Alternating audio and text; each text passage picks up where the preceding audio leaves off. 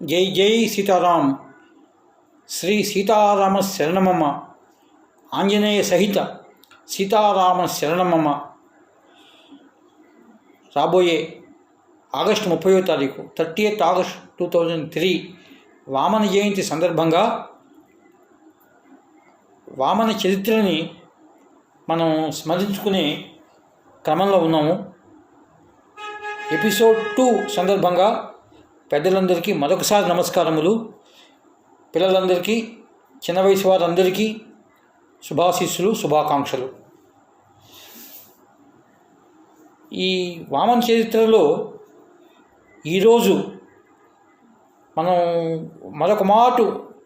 ఒక మాట నిరూపితమయ్యేది ఏంటంటే, పరమేశ్వరుని సృష్టి సార్వభౌముని రాజ్య పరిపాలనా నియమాల్లో ఒకటి ఏంటంటే, దైవాధీనం జగత్సర్వం, మంత్రాధీనంతు దైవత. పరమేశ్వరుడు, పరమేశ్వరి, శ్రీ మహావిష్ణువు, ఇతర ఏ దేవతలైనా కూడా మంత్రానికి బద్ధులై ఉంటారు.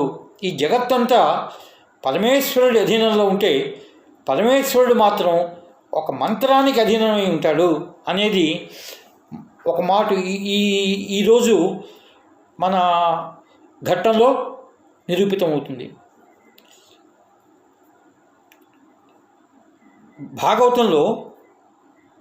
భాగవతం సుఖమహర్షి పరీక్షిత్ మహారాజుకి ఉపదేశించాడు. భాగవతం అంటే మహావిష్ణువు యొక్క లీలా వైభవ వర్ణన.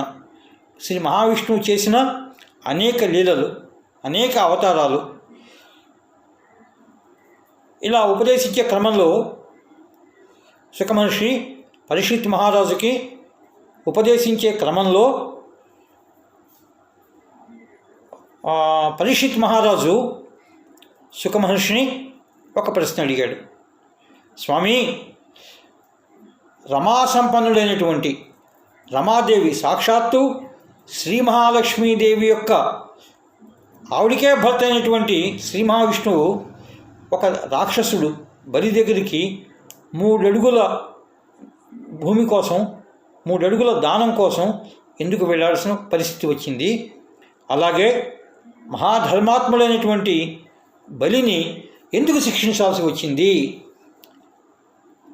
ఆ లీల, శ్రీ మహావిష్ణువు యొక్క ఈ లీలల గురించి నాకు వినాలని కుతూహలంగా ఉంది అప్పుడు అని అడుగగా, సుఖమహర్షి పరీక్షిత్ మహారాజుకి వివరించినట్లుగా సూత మహర్షి శౌనకాది మహర్షులకు నైమిషారణ్యంలో ఈ వామనావతార ఘట్టాన్ని చెప్పారన్నమాట. వామనావతారం జరిగినటువంటి ఆ ఘట్టం ఉదంతం చెప్పారు. పూర్వం అమృతం కోసం దేవతలు, రాక్షసులు కలిసి పాల సముద్రాన్ని చిలికారు. మందర పర్వతాన్ని కవ్వంగా చేసుకుని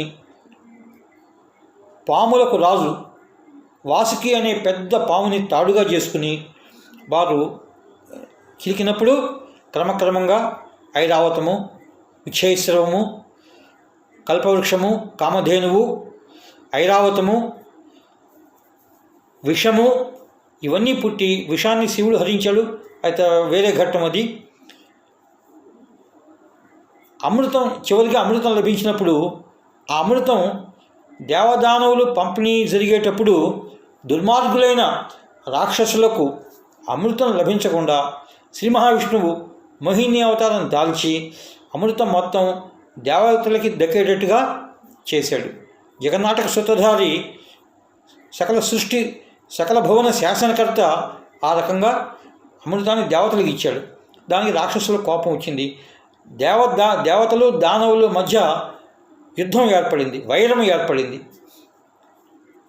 దేవతల తరఫున ఇంద్రుడు నాయకత్వం వహించగా రాక్షసుల తరఫున బలి నాయకత్వం వహించాడు. ఈ యుద్ధంలో ఇంద్రుడు గెలుస్తున్నాడు, బలి ఓడిపోతున్నాడు. బలి యొక్క సైన్యం ఓడిపోతుంది. అంచేత బలి మాయ విద్యను ప్రయోగించాడు. ఆ మాయని భేదించి ఓడించే రహస్యం ఇంద్రుడి దగ్గర లేదు. అప్పుడు శ్రీ మహావిష్ణువు అటుగా గరుత్మంతుని వాహనంపై అటుగా వచ్చేటప్పటికి ఆ మాయ పటాపంచలైపోయింది. బలి చక్రవర్తి బలి ప్రయోగించిన మాయ పటాపంచలైపోయింది. బలి ఓడిపోయాడు, ఇంద్రుడి చేతిలో ఓడిపోయి అడవుల పాలయ్యాడు.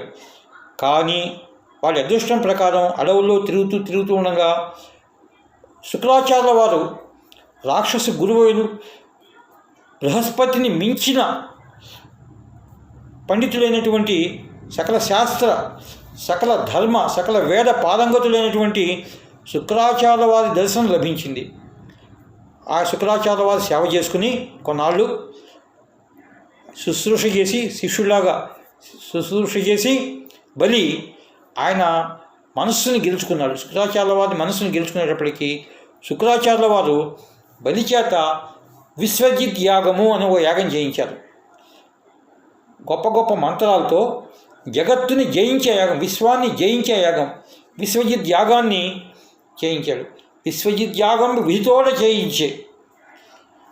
అప్పుడు ఆ సందర్భంలో జరిగిన మంత్రాలకి బద్ధుడై అగ్నిహోత్రుడు హోమపావకుడు దైవవర్గానికి చెందినవాడైనప్పటికీ ఆ మంత్రాలకి బద్ధుడై హోమపావకుడు అగ్నిదేవుడు బలికి ఒక గొప్ప దివ్య కాంచన పట్టబద్ధ రథము, బంగారు తోరణాలు కలిగినటువంటి రథాన్ని, అభేద్యమైన కవచాన్ని, తోణయుగళము, అమ్ముల పొదిని అలాగా ఇచ్చాడు. బలి చక్రవర్తి తాతగారు అనేటువంటి ప్రహ్లాదుడు కూడా అప్పుడు